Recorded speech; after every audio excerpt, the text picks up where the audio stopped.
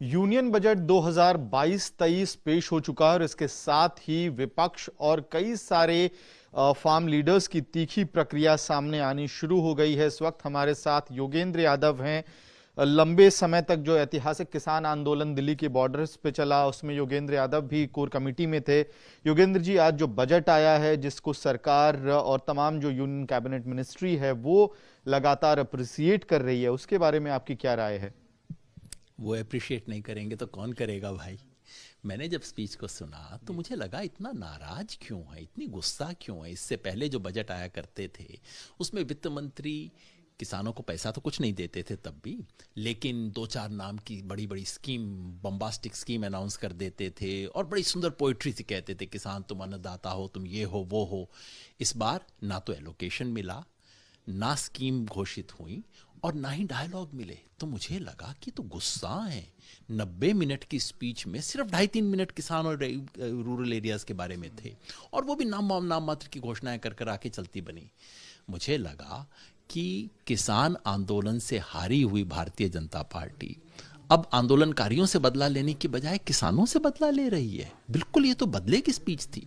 फिर मुझे लगा हो सकता है भाई स्पीच सुनने में मेरे मन में पूर्वाग्रह रहा होगा, मुझे सरकार का विरोधी माना जाता है। अब मैंने आंकड़े देखे। एक बात मैं आपको भी कहूं और आपके दर्शकों को भी कहूं, बजट की स्पीच के भाषण के डायलॉग से उसे जज मत कीजिए। बजट के अंत में पूछिए कितना राशि किस चीज में दी है। बजट को एलोकेशन से देखा जाना चाहिए। बजट कोई कविता नहीं है, वो बही खाता है। मैंने बही खाता देखा। कुल एग्रीकल्चर को कितना पैसा दिया गया। पिछली बार खेती बाड़ी को इस सरकार ने अपने बजट का 4.26% दिया था। इस बार उसे घटा के 3.84% कर दिया गया है। मतलब ये जो घटौती है छोटी नहीं है, इसका मतलब अंदाजन 20,000 करोड़ रुपए कम हो गए हैं। ग्रामीण विकास के लिए पिछली बार 5.59% पैसा दिया गया था। इस बार उसे घटा के 5.23% कर दिया। अब ग्रामीण और कृषि को जोड़ लें तो दोनों में मिला के बजट कोई 40,000 करोड़ रुपया कम कर दिया गया है। आप बड़ी बड़ी स्कीम देखिए। प्रधानमंत्री फसल बीमा योजना पिछली बार 16,000 करोड़ दिया था। इस बार अगर उसी लेवल पे रखना था तो महंगाई को देखते हुए आपको 17,000 करोड़ तक करना था। उसे घटा के 15,500 करोड़ कर दिया गया है। मनरेगा इस साल खर्च कितना हुआ? एक्चुअल खर्च सरकार कहती है 97,000 करोड़ रुपया खर्च हुआ, अंदाजन 1 लाख करोड़ रुपया। और बजट अगले साल का कितना है? सिर्फ 72,000 करोड़ रुपया घटा दिया। इसका मतलब कि जो अब दे रहे हैं वो भी नहीं देंगे। किसान को एमएसपी मिल सके इसके लिए सरकार की एक स्कीम थी, अरुण जेटली ने बनाई थी, पुरानी सरकार की नहीं थी। उसको पीएम आशा कहते हैं, कि ताकि किसान को एमएसपी दिलवाई जा सके। उसका बजट पहले एक जमाने में 1,500 करोड़ था। हमें लगता था कि यार कितना कम है, 50,000 करोड़ कम से कम होना चाहिए इसके लिए। पिछले साल घटा के 400 करोड़ कर दिया गया। और इस साल पता है क्या है? मैं चाहता हूं इस देश का किसान नोट करे, 1 करोड़। आपने ठीक सुना, 1 करोड़। 1 करोड़ जो होता है वो इस देश की वित्त मंत्री की जेब में 2 पैसे के बराबर भी नहीं है। जो गिर जाए वो उठा भी ले जिसको। 1 करोड़ रुपए दिया गया है। मतलब ये खेती किसानी के साथ मजाक है, बदला लेने की कोशिश है।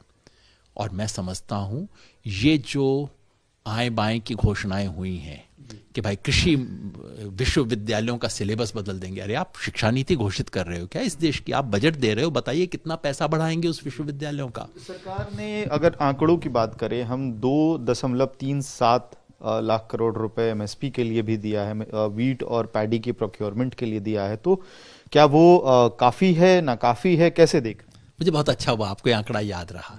वित्त मंत्री जी ने कहा हमने 2,37,000 करोड़ रुपए दिया। पहली बात तो ये याद रखिए, ये कोई सरकार ने 2,37,000 करोड़ नहीं दिया है।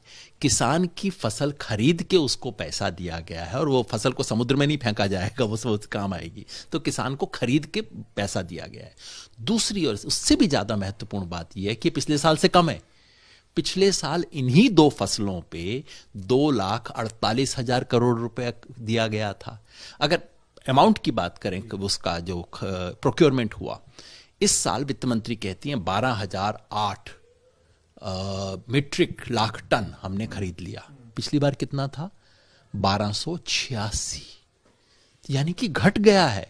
वित्त मंत्री को शर्म से माफी मांगनी चाहिए थी देश से, उसको वो अपनी उपलब्धि की तरह प्रेजेंट कर रही हैं। और देश भी कैसा है कि इसके ऊपर तालियां पिट रही हैं कि साहब पिछले बार से कम कर दिया आपने, इस पे तालियां। इतनी शर्म भी नहीं आती इन लोगों को ये बातें कहते हुए।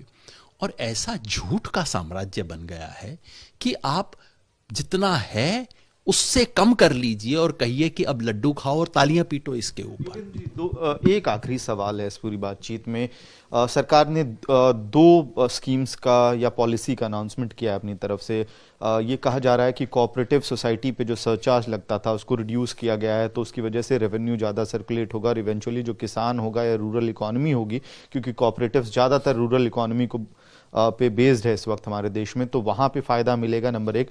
नंबर दो, जो बायोमास है उसको थर्मल पावर प्लांट्स में यूज़ किया जाएगा और इससे दो फायदे गिनाए जा रहे हैं कि एक तो एम्प्लॉयमेंट जनरेट होगा और दूसरी तरफ स्टबल बर्निंग की जो समस्या थी हमारे देश में उसमें कहीं ना कहीं थोड़ी बहुत राहत मिलेगी।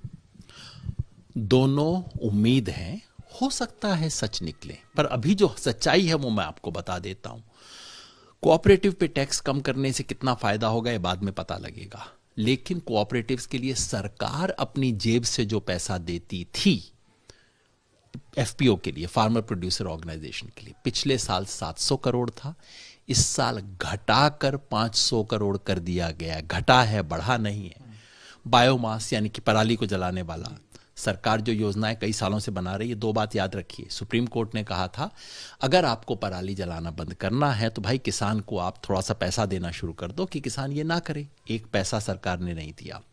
स्टबल बर्निंग यानी कि पराली जलाने को कम करने के लिए पिछले साल सरकार के बजट में 700 करोड़ रुपया था। इस साल कितना है?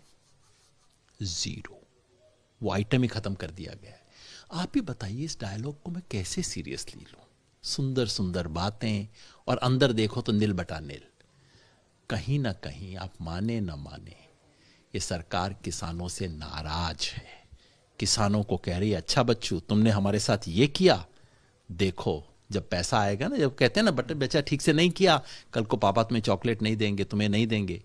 तो बिल्कुल इस सरकार ने तो तय कर लिया है कि किसानों से बदला लेने का ये बजट है। कुल मिला के आप नाराज हैं इस बजट से। और योगेंद्र यादव जिस तरह से एक एक करके आंकड़े गिना रहे थे उससे साफ होता है कि कम से कम जो संयुक्त किसान मोर्चा और जो किसान आंदोलन से जुड़े हुए लोग थे वो फिलहाल आज जो यूनियन बजट पेश हुआ है संसद में उससे बहुत खुश नहीं है और पंक्तिबद्ध तरीके से वो एक एक आंकड़ा बता रहे हैं जिसकी वजह से उनकी नाराजगी है।